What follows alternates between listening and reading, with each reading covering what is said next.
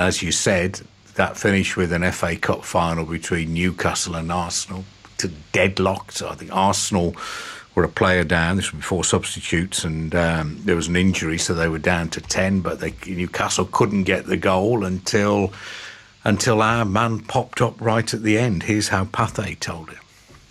Here they come, Newcastle and Arsenal to battle for the cup. It's the big North-South final everyone would have picked for a real tussle, and that's how it turned out. This is one of the greatest finals in memory. Beautiful football, plenty of punch and thrills at both ends. Arsenal's tackling and covering has been a sight to see. We'll be talking about this final for a long time. Only 6 minutes to go, and it looks as though they'll need extra time. Away go Newcastle for another try. Looks like business this time. Mitchell draws the defence and lobs over. George Robledo heads, and Newcastle have won the cup for the second year running. And there we have it. Elizabeth, you don't sound anything like old enough to remember the 1952 FA Cup final. So, look, may I ask what you were told about these years and when you came into the picture? Oh,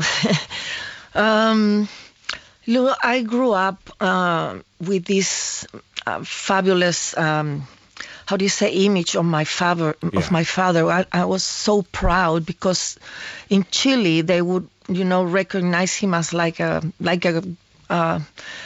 such a special sportsmanship, as not only in the field but also outside the field.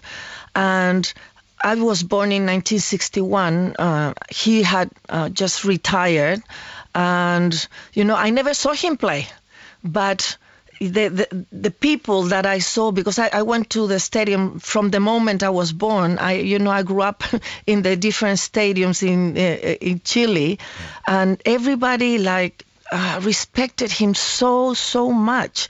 So it was a true idol. And as I said before, sorry, I didn't see him play, unfortunately, but I watched that video very often, the FA Cup, his goal. So, great memories of all the moments he lived here in England that were so special for him. Yeah, but what's odd, not odd, but it's what's striking that he came to this country at the age of 6. He built this magnificent career here, this football career, scored so many goals for such a great club, won the cup final, so on. So it's strange that he went back to Chile rather than make his life here, a country he'd left when he was 6 years old. So what took him back? Was he offered work there, or was it his heart, or was it a bit of both? According to Spencer, money was better in Chile at that moment. So he had this opportunity to join Colo-Colo, which was the most popular, still is the most popular football team in Chile. And he had this opportunity to earn good money and bring his brother with him. And that's how he returned to his country of birth. So it was his decision to come back. Go back to Chile and start a career there. I think he also wanted Elizabeth, didn't he? He wanted to explore. I think he fancied going back to South America and to Chile to find out a little bit more about it and experience, Chile. And of course, he never came back. He stayed. And we should mention his poor brother, Ted, who died in mysterious circumstances, didn't he? Can you just tell us a little bit about that? He was, after he retired, this was in the early 1970s, Ted had worked in various different roles. He worked for NASA for a while as well, but he found himself out in the Middle East, and he was in a bar one night, and he was talking with the crew of a tanker who were due to set sail on the Persian Gulf that evening, and the captain invited him on board and said, how about taking a couple of days with us, steaming down the Gulf? And he was never seen again. And the suspicion is that basically there was some kind of disagreement on board, and the captain was actually charged and stood trial for murder, but he got off because there was just little or no proof. So we never really knew. We have, our suspicions, but we never really found out in the end. And I mean, it hit George hard, didn't it, Elizabeth? It hit your dad hard. Well, it hit the whole family hard. Oh, yeah, I remember the day he received the news.